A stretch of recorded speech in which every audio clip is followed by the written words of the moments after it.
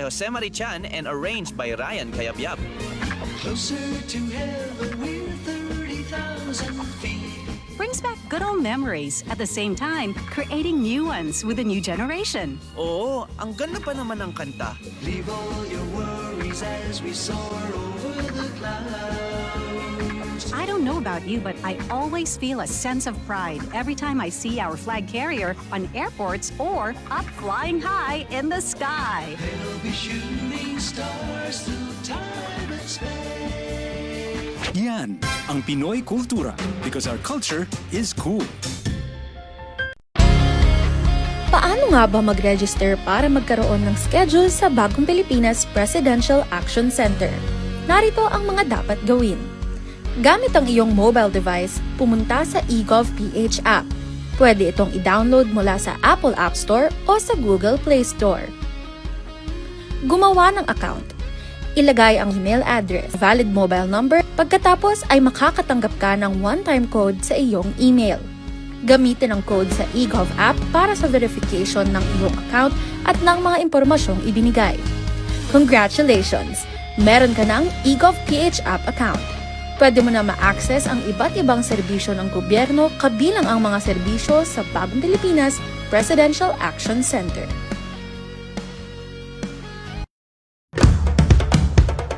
Ito ang Presidential Broadcast Service Radyo Pilipinas. Radyo Publiko ng Bagong Pilipinas para sa Bagong Pilipino. Naghahatid ng mahahalagang balita at impormasyon na guugnay ng pamahalaan sa sambayanan. Tulay sa himpapawid ng serbisyo publiko. Radyo Pilipinas. Radyo Publiko. Ang boses ng Pangulo. Sa Mega Manila 738. Radyo Pilipinas. Radyo Publiko. Tahanan ng OFW. Handog ng Department of Migrant Workers at Radyo Pilipinas. Radyo Publiko. Programang maghahatid ng impormasyon sa mga polisiya, programa at mga hakbang ng DMW para sa kapakanan ng ating mga OFWs at kanilang pamilya. Tahanan ng OFW. Programang hatid ay agarang serbisyo publiko para sa bagong bayani ng bayan, para sa bagong Pilipinas. Tahanan ng OFW ng Department of Migrant Workers. Dito sa Radyo Pilipinas. Radyo Publiko.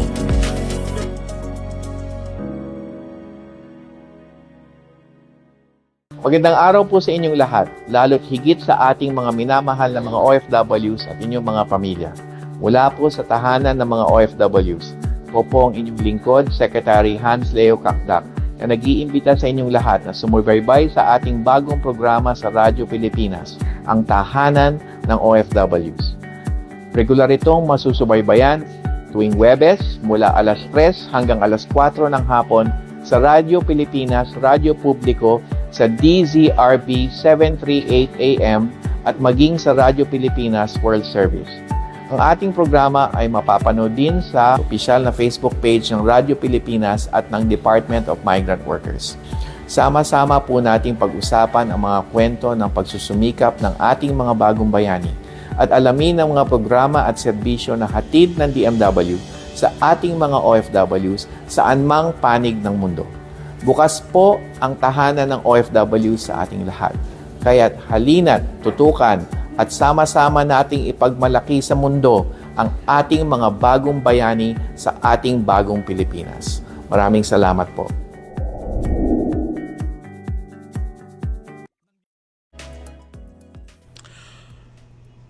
Magandang hapon po lahat mga kaibigan. Welcome po sa programang Tahanan ng OFW. Ngayon ay October 23, 2025 at patuloy natin ihatid ang mga balita, serbisyo at programa inilaan para sa ating mga bagong bayani. Ako po inyong lingkod, Onin Miranda ng DMW, Department of Migrant Workers, SCS. And of course mga kaibigan, makasama ko si Dan Garcia. Dan.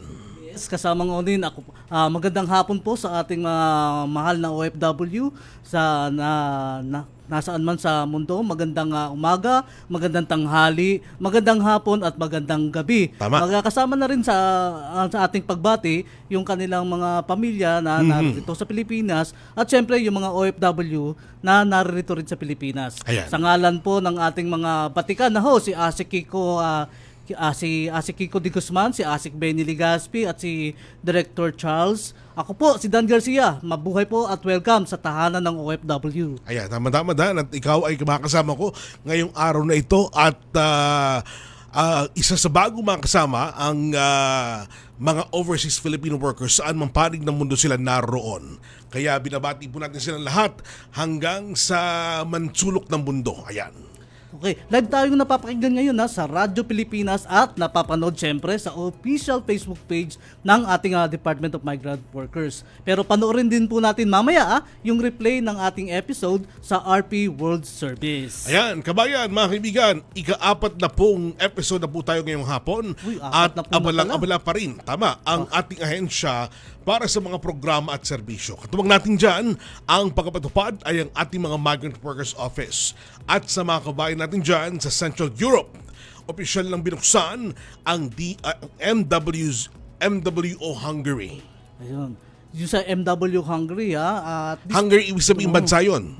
Hindi Hungary hindi ako yun. Hindi tayo yun na laging gutom. Hungary sa Europe po. Napaka-importante nito itong pagpapalawig o pagpaparami ng ating mga MWOs para higit na marating yung ating mga OFW. Napakahalaga nito para mailapit yung mga serbisyo doon sa ating mga kababayan para yung mga suliranin nila ba sa iba yung dagat ay natutugunan at yung mga kanilang pangangailangan sa abroad, lalo syempre yung hindi naman agad nakakauwi sa Pilipinas para maasikaso yung mga dapat asikasuhin. Kaya nariyan, tinatayo, pinararami ang ating mga migrant workers offices na aalalay sa ating mga kababayang OFWs. Tama ka dyan, Dan. Kaya kabayan, ugaling mag-check po ng ating official Facebook at mag-follow na rin para lagi kang updated sa mga bagong programa ng ahensya. Mukhang marami tayong pag-usapan, maya-maya po lamang. Kaya bago tayo magpatuloy, narito muna ang ilang mahalagang balita mula sa tahanan. Balita mula sa tahanan. Magandang hapon. Narito mga balita mula sa DMW nitong nakalipas na linggo. Mas maraming trabaho sa Hungary ang nakalaan sa mga OFWs. Sa pagsisikap ng Department of Migrant Workers, mas marami ng trabaho ang nakalaan ngayon para sa mga overseas Filipino workers sa ilalim ng Guest Worker Program sa pagitan ng gobyerno ng Hungary. Uumpisahan na ang programa simula January 2026 kung saan tanging Pilipinas kasama ang Armenia at Georgia lamang ang papayagang lumahok dito. Sa pangunguna ni Secretary Hans Leo J. Kakdak, pinuksan ng DMW ang bagong Migrant Workers Office sa Budapest nitong October 18 para sa higit na mapagsilbihan ng mga Pilipino na nagtatrabaho sa naturang bansa. Nakipagpulong din ang kalihim sa mga miyembro ng Filipino community doon para tiyakin ang serbisyong red carpet, not red tape. Nasa 14,000 Pilipino na ang kasalukuyan ng katrabaho ngayon sa Hungary. Balita mula sa tahanan. OFW Pension Act isusulong sa Senado. Inihayag ni Senador Erwin Tulfo ang panukalang OFW Pension Act na magbibigay ng pinansyal na seguridad sa mga OFW sa gitna ng pagdaraos ng nakalipas na bagong bayani ng mundo OFW Servicio Caravan sa Milan, Italy noong October 16. Ipinaliwanag ng Senador na sa ilalim ng kaniyang Senate Bill 252 o OFW Pension Act, layo nito na magkaroon ng pension program para sa mga OFW tulad ng mga caretaker, house cleaner, driver o gardeners. Sa pamamagitan ng OFW Pension Act, hangad din Tulfo na baguhin ang nakasanayang kwento ng mga OFW mula sa ubos ipon tungo sa may seguridad at dignidad na pagtanda. Kasabay nito, ipinagpatuloy ang OFW Servicio Caravan na pinangungunahan ng DMW at OWA, katuwang ang 11 government agencies at isang NGO. Bahagi ito ng direktiba ni Pangulong Ferdinand R. Marcos Jr. na ilapit ang serbisyo ng pamahalaan sa mga Pilipino sa abroad. Ayon kay DMW Undersecretary Dominic Rubia Tutay, ang Caravan ay patunay ng pagpapahalaga ng gobyerno sa sakripisyo ng mga OFW. Tiniyak naman ni OWA Administrator Patricia Ibon Kaunan ang pagpapatuloy ng mga serbisyo gaya ng OFW lounges sa mga paliparan para sa mga OFW. Balita mula sa tahanan. At ito mga balita para sa linggong ito. Kami ang inyong mga naging tagapagbalita. Ako si Dan Garcia. At ako naman si Angel Neliasca mula sa tahanan ng OFW, Radyo Pilipinas, Radyo Publiko. Narito pa ang karagdagang updates mula sa ating hensya. Ito, bukod dito sa mga pinrepare natin ng mga balita, unang-una muna kasamang Oni, parang kilala ko yung isang nagbalita. Oh. Nakipagpulong ngayon si Migrant Worker Secretary Hans Leo J. Kakdak kasama sina Assistant Secretary Jerome Pampulina, yung ating ASEC for Sea-Based Concern, saka si Director Augusto San Diego, si Dira Ogji, sa 10 Pilipinong seafarers ng MV Minerva Grac na ligtas na nakauwi matapos yung pagbobomba dun sa Gulf of Aden noong September 29.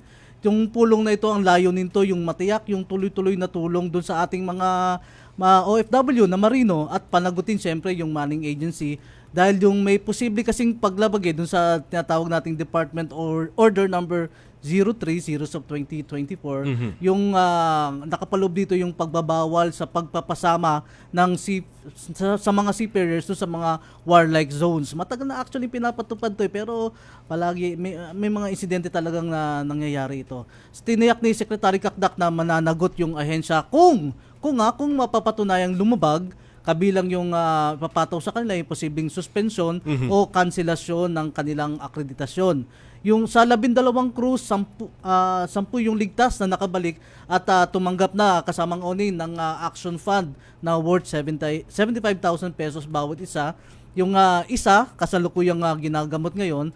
Tapos yung sa kasamaang palad, isa sa kanila yung pumanaw, nasawi doon dahil sa pag-atake na yon. Yung kanyang labi ay dumating na noong October 19 na personal naman itong sinalubong nung kanyang siyempre pamilya at mga opisyal natin sa DMW, OWA at saka ng manning agency. Ayan. At tatlo sa kanila ang bati natin o nakasama natin sa tanggapan ng Department of Migrant Workers, DMW. Dito lamang nakaraang Lunes at nagpapasalamat sila sapagkat ang DMW patuloy na tumutulong sa kanila sa kabila ng napauwi na sila sa Pilipinas. At kagad po sila nagpapasalamat kay Secretary Hans Leo Kakdak dahil sa mabilis na pagtugon sa kanilang hinaing. At kaugnay po ng iba pang balita, ligtas na natagpuan at nakauwi na rin sa Pilipinas ang 2 overseas Filipino workers na nawala sa Hong Kong noong October 4. Kinilala silang sina Aleli Perez Tibay, 33 years old, at Amy Mahilom Pabuaya, 24, na una na iulat na nawawala matapos mag-hiking sa Lungmun Country Trail sa Chuen Wan. Matapos matagpuan ng otoridad noong October 16, agad silang tinulungan ng Migrant Workers Office o MWO Hong Kong at nakauwi sa bansa noong October 19. Nung bangkap sila ng tulong pinansyal mula sa DMW Action Fund at kasalukuyang tinutulungan ng DMW at ng OWA o Overseas Workers Welfare Administration sa psychosocial recovery, medical check-up at plano nila magpagpatuloy ng pag-aaral sa ilalim ng TESDA at OWA Scholarship Program. Iba pang palita ulit tayo. Arestado ang Pilipinong si Jarwin De Leon Santinitigan na umano'y Human Resource Manager sa Lao dahil sa kasong illegal recruitment at human trafficking. Matapos siyang ma-repatriate kasama ang 3 niyang nabiktima mula sa scam hub sa Vientiane, Laos noong October 17, 2025. Ayon doon sa mga biktima kasamang Onin, pinangakuan sila ni Santinitigan ng trabaho bilang mga customer service representative. Ngunit sa halip na doon sa original nilang pinagkasunduan, dinala sila sa Lao at pinilit na magtrabaho bilang online scammers. Sa tulong ng embahada, rumispondo kaagad ang ating embahada ng Pilipinas sa Lao, nakauwi yung mga biktima kasama. Sumama si Santinitigan dun sa pag-uwi ng mga biktima. Pero ngayon nahaharap na sa kasong paglabag sa Republic Act numbers 8042 at 9208 si Santinitigan. Kasalukuyan siyang inimbestigahan ng DMW sa posibleng pagkakasangkot sa recruitment agency ng Rapid Manpower Consultants Incorporated sa insidente. Ayan. Mga kabayan, kung kayo po'y nagigipit sa inyo pong mga in-apply trabaho, wag po agad wag po kayong kalimutang humingi ng tulong sa Department of Migrant Workers para kayong matulungan at mabigyan ng karagdagang ayuda kung sakasakali man na kayo lumapit po sa DMW. Saka paulit-ulit nating pinaalala sa ating mga kababayan na nagbabaka sakali ng magandang trabaho sa ibang bansa, bago sila dumiretso ay sumangguni muna sila sa ating DMW, particularly sa ating Migrant Workers Protection Bureau para makatiyak kung legal o lehitimo yung kanilang papasukan. Tama ka, meron pa rin mga nakalulusot mga kaibigan na mga illegal recruiter no? At sila po yung nasasangkot sa iba't ibang mga kaso kaugnay po niyan.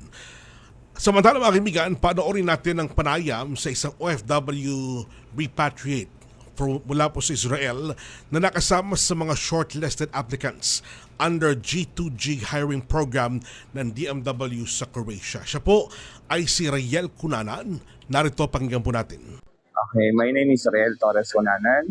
I'm from Pampanga. So basically, I applied waiter and then a room attendant. Okay, follow mo lang yung DMW page and then makikita mo lahat ng mga hiring doon. Mga open na countries na pwedeng pag-applyan. Galing po nga ako ng Refat, galing ako ng Israel. Napakaganda ng service at saka yung experience ko sa OWA at saka sa DMW. Okay, lahat ng mga benefits ng OFW is bibigay nila at saka susuportahan nila. Ituturo kanila kung paano yung procedure. Okay, never po ako nag-apply sa mga iba. Talagang nag-apply lang ako sa DMW kasi safe, secured at saka legit. Wala po tayong, hindi po kayo maloloko. Okay, kagaya nito, nag-open na naman yung Croatia, ang DMW. So, tinry ko para mag-apply ulit. Sana pala rin at makuha lahat kami ng 200-fold. Napakaganda ng experience talaga. Okay, sa DMW Croatia, maraming salamat po at binigyan nyo kami ng oportunidad na maka-apply dito at ma-grab itong opportunity na sana pala rin kami at maganda yung pumuntahan namin doon. Kasi kami pilot. So, trial and error. Pero feeling ko talagang maganda naman pag galing ka ng DMW tsaka sa OWA. Ay mga kaibigan, yan po si Riel at siya po isa sa mga manggagawang Pilipino na nakarating dyan o makakarating sa bansang Croatia. Magandang magtrabaho sa Croatia. Maganda. Ang kagandahan niya na kasamang Onin, bagamat may nangyari sa kanila sa bansang Israel, naging magulo doon, pagbalik na nila dito ay may trabaho ka rin antay. Merong pag-asa. May pag-asa sila na makatawid ba sa isang mas magandang oportunidad. Tama. Diyan naman sa bansang Croatia. At ang mga Croatians, mga kaibigan, ay napakabuti pong mga employer.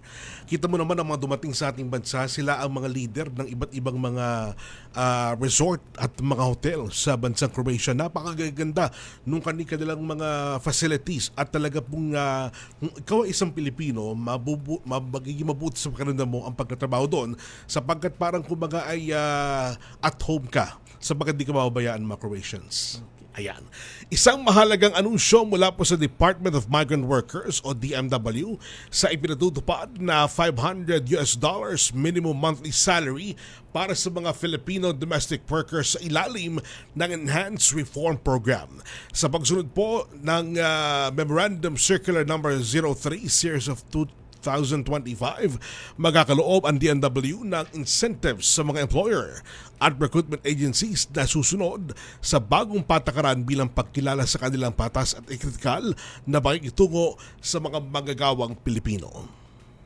Isang magandang balita rin mula sa DMW at OWA. Ayon sa Pulse Asia Survey noong September 2025, nakakuha ng 58% approval rating ang administrasyon ni Pangulong Ferdinand Marcos Jr. sa proteksyon at kapakanan ng mga OFWs. Ito kasamang ng pinakamataas sa lahat ng isyung sinuri. Ibig sabihin talagang nagtatagumpay tayo. Base dito sa Pulse Asia, ha?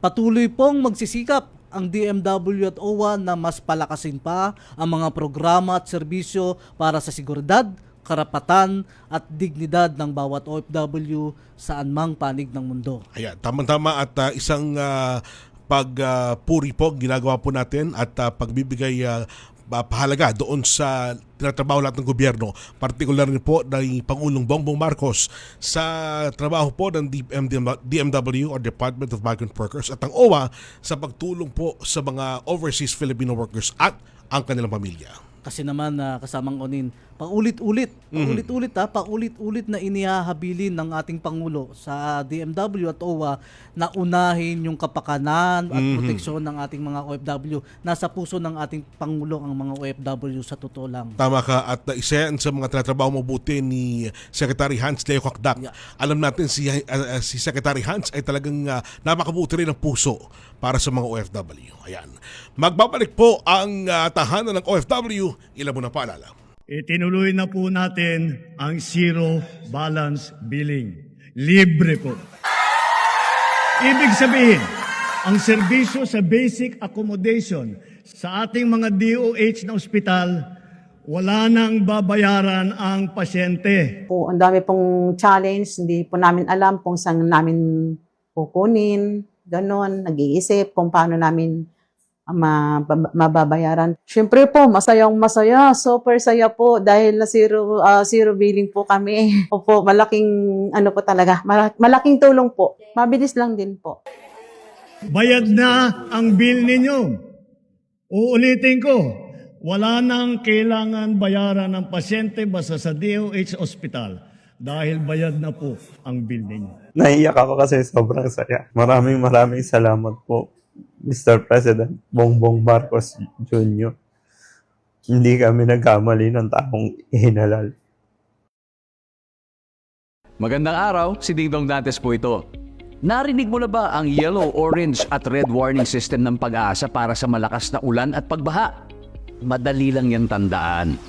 Yellow, kapag posibleng magkaroon ng baha sa mga mabababang lugar o sa mga malalapit sa ilog. Dahil ito sa malakas na pag-ulan sa loob ng 1 oras o higit pa.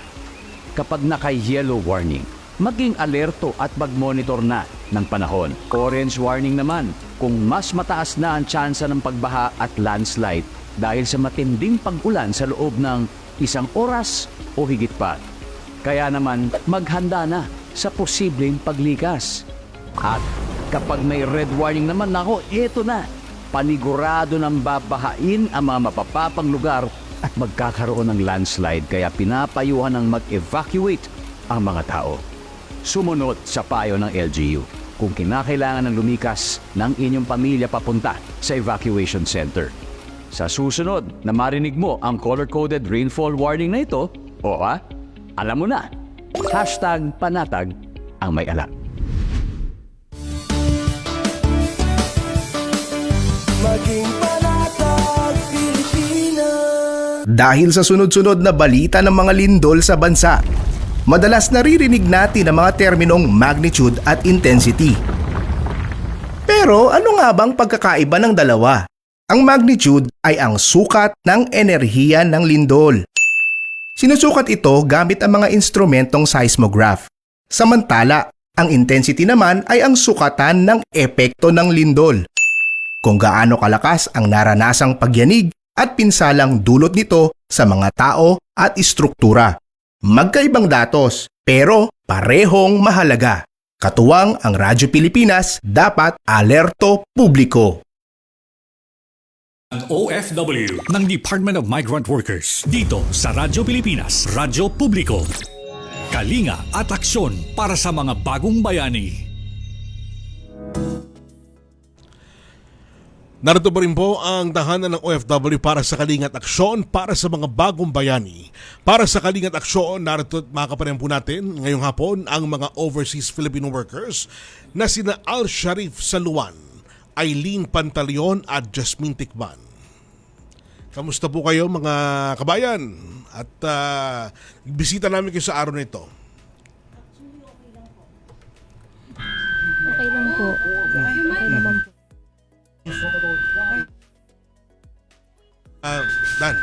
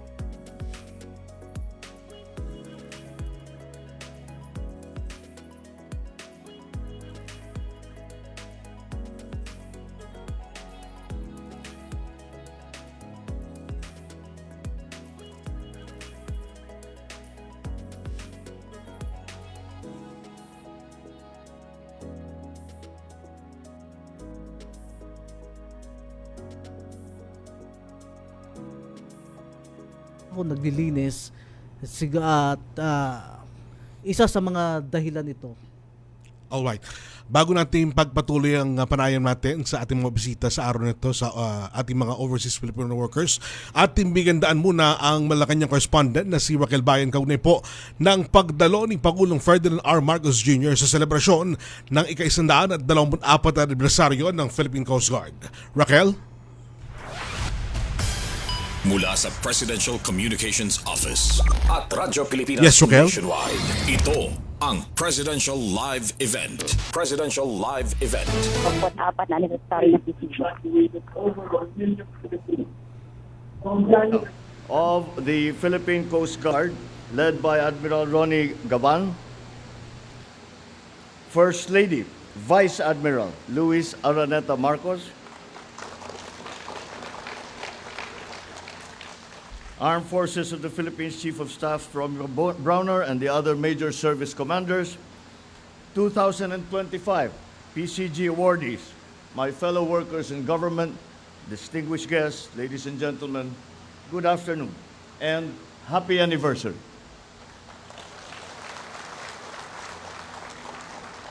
Today we celebrate the 124th founding anniversary of the Philippine Coast Guard. This year's theme, Committed in Service, Relentless in Purpose, truly captures the things that you have done for our people for more than a century. Alam na alam kong hindi madali ang inyong trabaho. Kita naman sa lahat ng inyong ginagawa. In the past 2 years, you have faced disasters head-on to fulfill your duties. When the worst tropical storms hit, you saved and evacuated over 1 million Filipinos. From January to September of this year, you have already ensured the safe passage of almost 10 million passengers.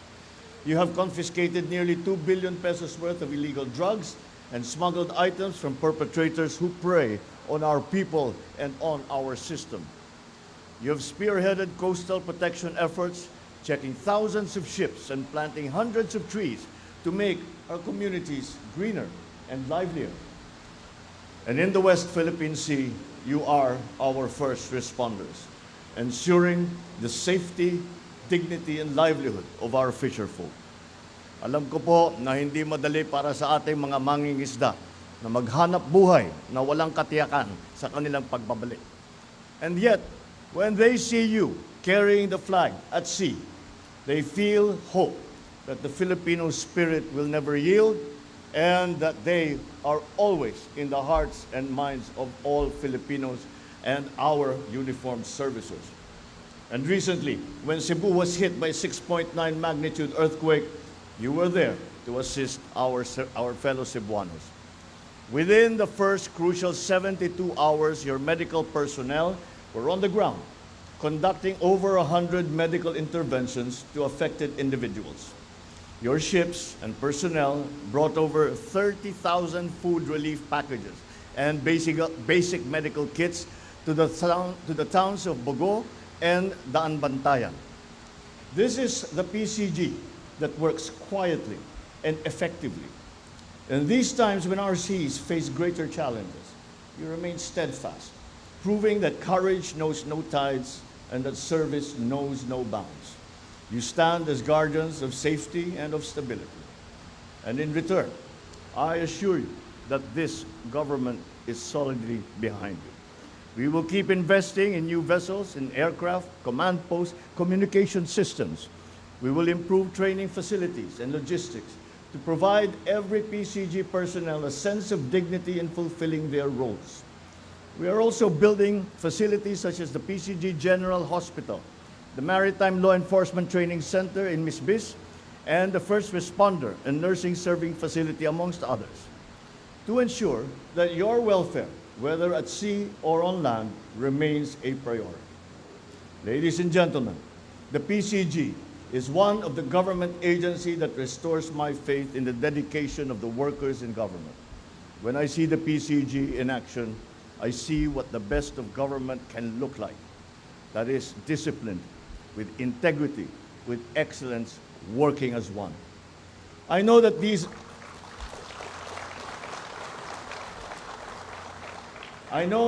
are difficult times that we live in, Our people's trust in government has been shaken. We cannot deny that. But I am certain that trust can be regained if we remain transparent and true to our mission. Whenever our people see you during rescue missions or in your day-to-day patrols, what they see is that the government is still working diligently and is worthy of their trust. Truly, the sea offers no defined path. It shifts and tests your steadiness. But I believe it also rewards those who stay the course and remain true to their mission. For each time you sail, you remind the world that the Philippines will always protect what is ours. Kaya sa ating PCG, naniniwala ako sa patuloy ninyong paglilingkod na may dangal at kahusayan para sa ating mga kapwa Pilipino. Let us once again congratulate our awardees today who have gone the extra mile in their duty. Continue to excel. Show that excellence in your work and inspire those amongst your ranks. Sa inyong lahat, mga tagapagbantay ng ating karagatan, mabuhay po kayo. Mabuhay ang ating Coast Guard, mabuhay ang bagong Pilipinas. Maraming salamat sa inyong lahat. Katatapos lamang natulumpati ni Pangulong Ferdinand R. Marcos Jr. para sa 124 sa anibersaryo ng Philippine Coast Guard. Unang-una kinilala ng Pangulo yung mga ginagawa o yung effort ng issue, particular yung pagpapanatiling ligtas sa nasa 10 milyong mga pasahero sa karagatan at yung pagkumpiska ng nasa 200 billion peso na halaga ng illegal drugs at illegal items bago pa man sila makarating sa coastal border ng Pilipinas. Maging yung kinilala rin ni Pangulong Marcos yung pagiging first responder dahil sa ating mga PCG, lalo na sa West Philippine Sea, at alam raw ng pamahalaan na hindi madali para sa ating mga mangingisda sa West Philippine Sea yung kanilang kabuhayan, pero sa oras daw na makita ng mga Filipino fisherman yung hanay na PCG, gumagaan daw yung pakiramdam ng mga ito at yung sense of safety at security na dala ng PCG para sa ating mga mangingisda. Kinilala rin ni Pangulong Marcos yung mabilis na pagtugon ng PCG sa pangailangan, halimbawa nung tumama yung malakas na nito sa Cebu noong Setyembre, isa yung mga PCG sa naasahan ng pamahalaan. Tahimik lamang anya yung PCG ngunit epektibo yung ginagawa nilang pagtulo. Siniguro rin ni Pangulong Marcos na yung kanyang administrasyon buo yung suporta sa hanin na PCG, pagpapatuloy niya yung investment sa kanilang communication sa mga facility ng PCG sa pagkakaroon ng seminar para sa mga tauhan ito at iba pang programa na magpapalagay sa hanay ng PCG. Ang Philippine Coast Guard ayon kay Pangulong Marcos isa sa mga ahensya ng pamahalaan na nagpapanambalik ng kanyang tiwala sa gobyerno, lalo't alam niya yung sakripisyo, dedikasyon at disiplina ng hanay ng PCG. At ulit, pinagkatiin ni Pangulong Marcos yung kanyang kumpiyansa sa PCG sa paglilingkod na mayroong dangal sa mga Pilipino at ipagpatuloy niya sana ng mga ito yung kanilang kagalingan sa kanilang pagdampan sa mandato sa pagprotekta kung ano yung para sa Pilipinas.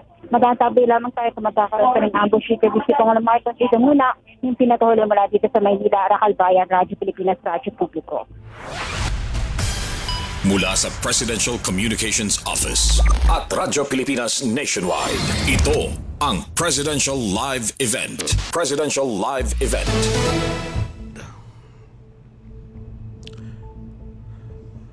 Maraming salamat, Raquel Bayan ng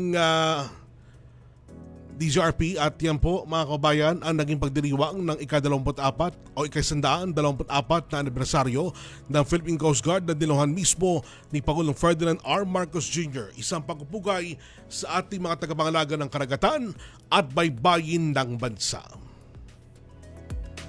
Tuloy po tayo mga kaibigan sa ating pumarayam na nabiting kanina at kasama po natin sa ating studio sina Al Sharif Saluan, Eileen Pantaleon at Jasmine Tikman, mga overseas Filipino workers na lumapit po sa Department of Migrant Workers. Dan, kanina binabanggit mo na mahirap talaga yung trabaho ng mga overseas Filipino workers, di ba? Okay, nabanggit ko nga kanina na pagkalalaki nga ng mga bahay ng mga employers doon sa Saudi Arabia na siguro isa ito sa naging balakid para kay kay kasamang Jasmine, kaya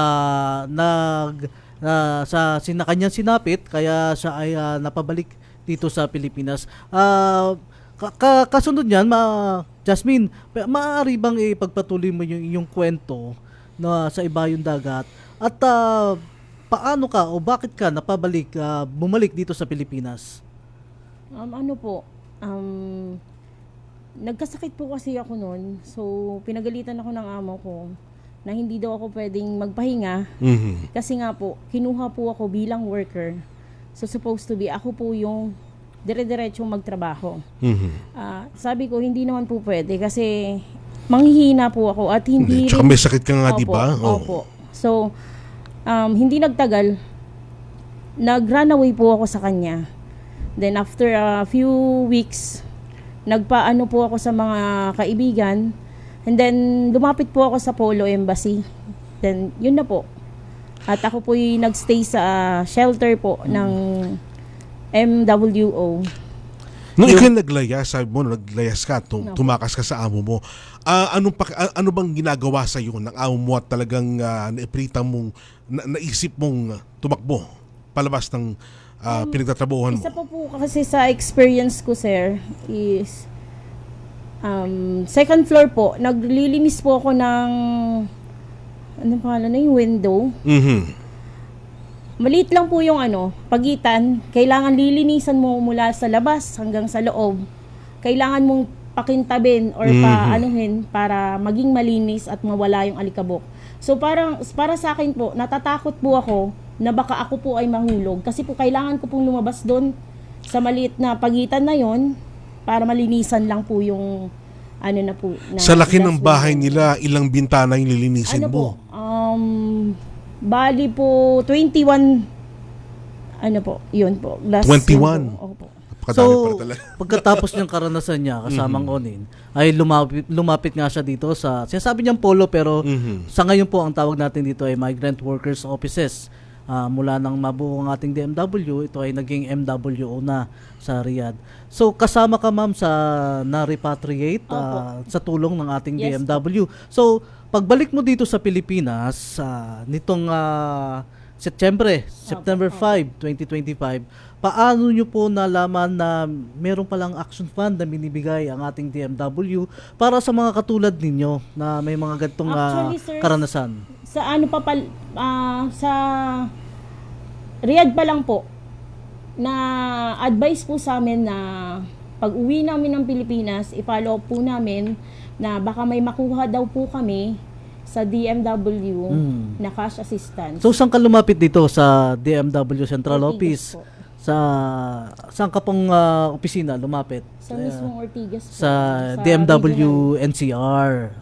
Dito, ang namamahala niyang DMW NCR kasamang Onin ay si Regional Director Ace Millar. Yun. Okay. So, matapos si Ate Jasmine, dumako tayo dito kay kasamang Aileen Pantalyon. Aileen, bumati ka muna at pakibahagi nga yung yung maigsi lang naman na karanasan mo sa Saudi. Hello po, good afternoon po sa atin pong lahat. Baling karanasan ko po dun sa Saudi, ganun din po yung naglilinis, may alaga pong bata. Syempre po yung amo ko po is moody. Moody po siya, may time po na okay siya, may time po na hindi. Pakipaliwanag, ano yung moody? Yung pag hindi po siya makipaliwanag po yung moody niya, yung lagi po siyang galit. Yung nagagalit po sa amin na wala pong dahilan na ginaganon po, hindi raw po kami naglilinis kahit po naglilinis po kami. Yung, ganun po. Ilan kayo katulong sa bahay nila? Ako lang po mag-isa po. Ikaw lang mag-isa? Simula po 5 a.m. until 12 a.m. or 1 a.m. naggagawa po ako. Hanggang 1 a.m.? Opo. Mula 5 in the morning? Opo. So 4 na oras lang ang tulog mo halos? Opo, totoo po yun. Napakahirap noon. Gano'ng kalaki bahay ng amo mo? Third floor po yun eh. Third floor? Ilang bintana ang nilinis po? Sa kanya 21, ikaw? Parang nasa po ata yun, 18 po. Minsan po nililinis po ako ng bintana sa labas po. Pinapalabas po niya yun. Yung kailangan ko pong tutungtong po ako, tapos lalabas po ako sa labas kasi ayaw po niya makita po ng dumi. Ilang taon tumagal yung pamamasukan mo dito sa iyong employer? Bali 1 year and 10 months po. 1 year and 10 months din kasamang Onin. Talagang itong tsaga ka magtrabaho talaga. Talaga itong mga kababayan natin na ay talagang mga resilient Talagang titiisin at titiisin ano man ang kanilang kasasapitan para sa mga naiwang pamilya, para sa pagtustos sa kanilang pamilya. So, matapos ang 1 taon at 10 buwan, paano ka nakabalik sa Pilipinas? Anong nangyari sa'yo? Yun nga po, yung hindi pa po ako tapos ng kontrata, yung kasagsagan po ng gera, bigla po nila akong pinauwi. Gera Opo, sa Saudi. Yung kasagsagan po ng gera po sa Qatar. Kala, Yung- kala ko may gera sa Saudi. Isinabay po nila yung sabi po nila, Aileen, you go home please. Sabi ko, why? Aileen, extend because dapat po sana po hanggang ngayon December po sana para po makaipon pa po. Ang sabi po nila, hindi. Kailangan ko na raw pong umuwi. You go now. Ang mga nakausap mo dyan, mga amo mo. Opo. Talaga po yung amo ko pong lalaki at babae. Giniit po nila na umuwi na po ako noon. Tapos kinabukasan po noon, ayun po, nasikaso na po nila papers ko, ticket. Yun po, isinet up na po nila yung pag-uwi ko po. Yung mga amo mo ang nagasikaso ng yung mga ticket.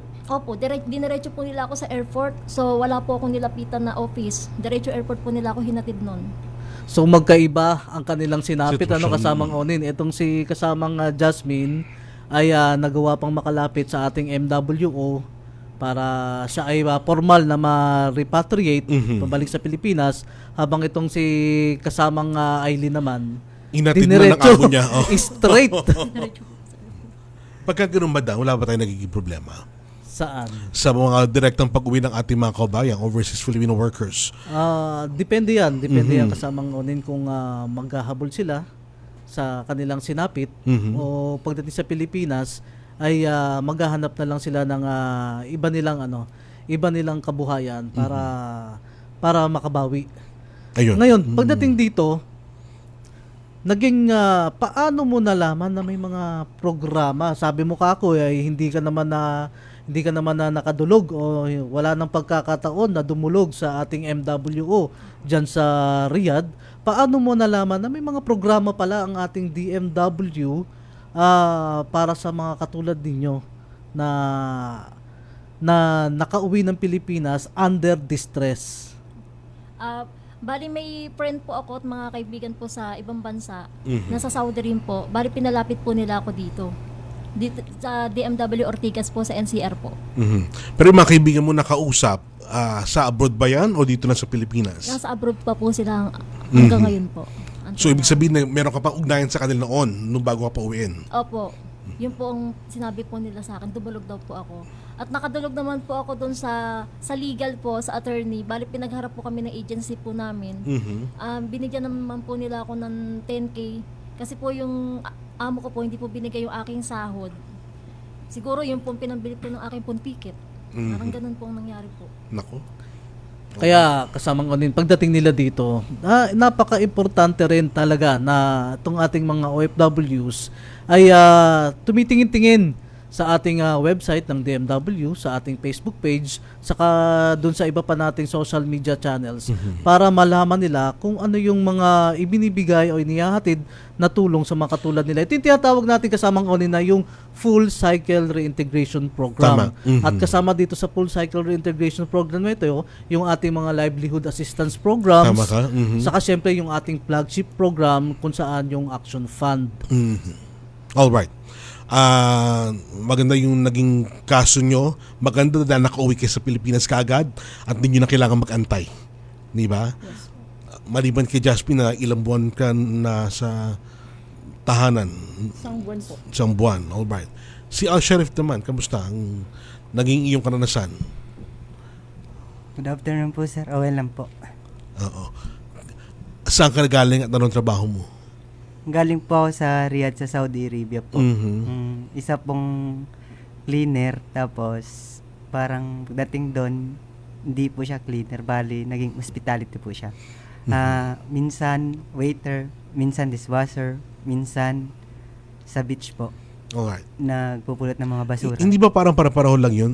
Yung cleaner, yung trabaho ng cleaner at yung mga ginagawa mo, halos magkakatulad din naman.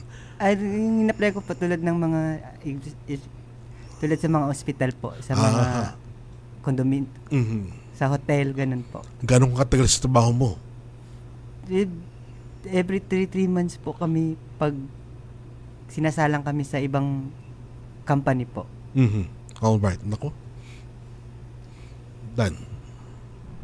Ibig sabihin pala, kasamang Onin, yung kanyang in-applyan ay hindi tugma dun sa katrabaho na actual na ipinagawa sa kanya.